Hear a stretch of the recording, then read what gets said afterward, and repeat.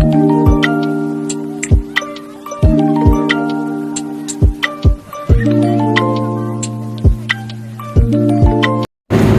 good morning, good afternoon, good evening mga kargi. So kung anong oras yung pinapanood tong video na to mga kargi, ano, medyo mabigat yung pakiramdam ko ngayon mga kargi. Hindi ko alam kung bakit, siguro dahil naulan na ako kahapon mga kargi. So may nakuha na tayong booking mga kargi, galing dito sa Tansa papuntang Santa Rosa, Laguna mga kargi. So magagamit daw ito pangarga mga kargi. Hindi ko alam kung lipat bahay ba to o gamit lang. So let's go mga kargi, puntahan na natin yung pick up natin mga kargi. Ayan yung mga pangarga natin. So ayan si Lamam, antay lang natin yung magbubuhat generator mga kargi. So after natin dito mga kargi, diretso na tayo sa Santa Rosa kung saan makuha na natin ang kasabay. So rungpin si madam, bali andito niya napin sa may Metro Gig, pero yung booking is dito pala sa Raymondville.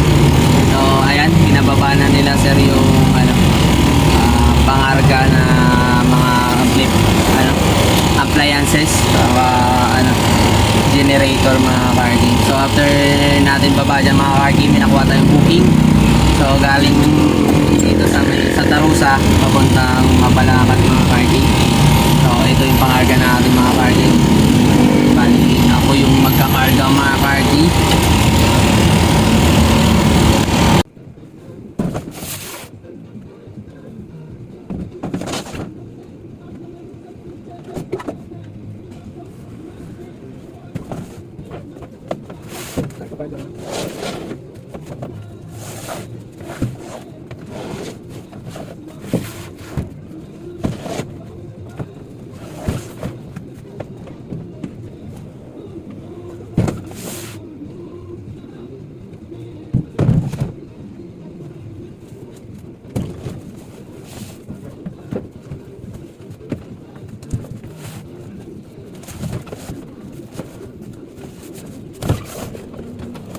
Mga kargi, tapos na natin ikarga yung yung pangarga natin dito sa Santa Rosa mga kargi. So ayan, mga speaker at amplifier.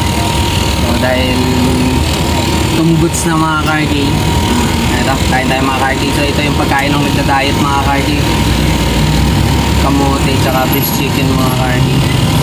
Tapos scrambled egg na merong gulay mga kargi. So yan yung food natin mga kargi. Healthy food muna tayo mga kargi, healthy food. So, na mga kargi, almost magto 2 months na ata ako hindi kumakain ng rice mga kargi.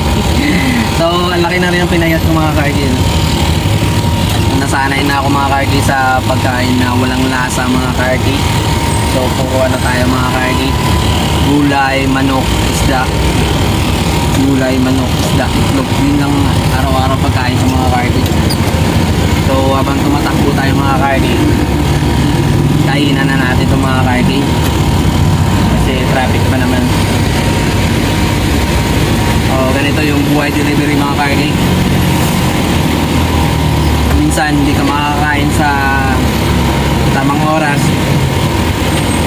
minsan hindi ka makakain ng maayos.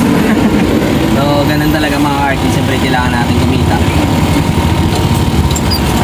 Okay lang din naman traffic, habang traffic kainan muna natin mga kargi. Saka wala rin masilungan para kumain mga kargi. So mas okay na itong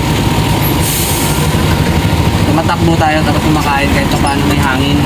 Kasi pag nakahinto ka tapos kakain ka, nakababad sa init, grabing init, so hindi ka rin makakain na maayos. Mas okay pa yung ganito tumatakbo, medyo may hangin-hangin pa kahit paano. So kain tayo mga kargi. Bali yung dawin na rin ako sa drop off ko sa Pampanga mga kargi. Yun, lala ng traffic mga kargi. So pag exit natin dito sa Balintawak, ito agad yung bubugad. Lala ng traffic dito sa norte.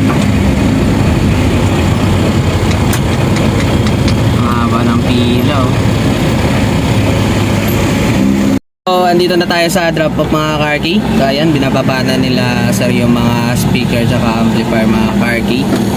So, after natin baba mga Karki, siyempre binayaran na tayo ni sir mga Karki, no? So, ayan mga Karki, binigyan tayo ni sir na 3.7. So, ang total ng booking ni sir is 3.4 lang sana mga Karki. So, binigyan niya tayo ng 3.7 mga Karki. So, nag-tip siya ng 300 sa atin mga Karki, ano? So, may nakuha sana akong booking mga Karki. Kaya lang, kinancel ni sir. Hindi ko alam kung nag-trip lang ba yun. Kasi, ganda sana mga Karki. Galing dito sa Mabalacan, papuntang San Roque mga Karki. So, sa Cubao lang to mga Karki. So, sayang mga Karki. May karga sana tayo pabalik. Kaya lang, na-cancel. So, hindi ko alam kung ano yung reason ni sir. Ba't niya kinancel, ano? So, abang-abang tayo ulit mga Karki. Sana makakuha tayo ulit ng booking pabalik ng Maynila mga Karki. So, stay tuned lang tayo dyan mga Karki. Alright, so after 3 years and 4 months nating pag-aantay ng booking na may lumabas ang hula ni Madam Auring mga Karki, ano? So, sa wakas may nakuha na rin tayo sa wakas. May nakuha na rin tayo sa wakas mga Karki. So, may nakuha tayo galing dito sa may Magalang Pampanga papuntang Mandaluyong mga Karki. So, mga pantalon daw itong mga pangarga natin mga Karki. So, let's go mga Karki. Puntahan na natin, baka mawala pa. Let's go. Karki, so dito na tayo mga Karki.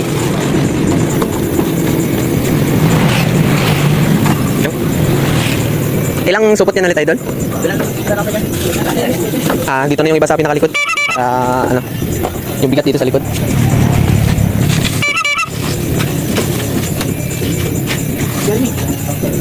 Pwede mo na yun doon yung isa. Tapos dito na yung iba sa gitna, sa likod. Naka-lifter kasi ako para yung bigat pantay mo. Oo. Bigat din pala isang yan. Ilang kilo kaya isa yan? Isang dang pantalon. Nasa 50 kilos. Yan. Ito natin ito.